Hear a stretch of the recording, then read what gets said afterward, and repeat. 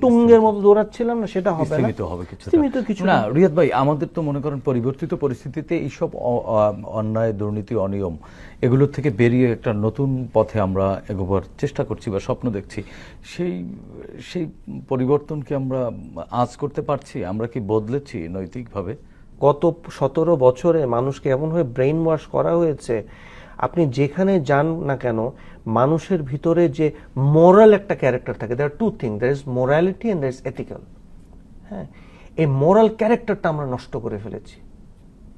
মানুষ টাকা ছাড়া কিচ্ছু বোঝে না, দেশাত্মবোধ বোঝে না।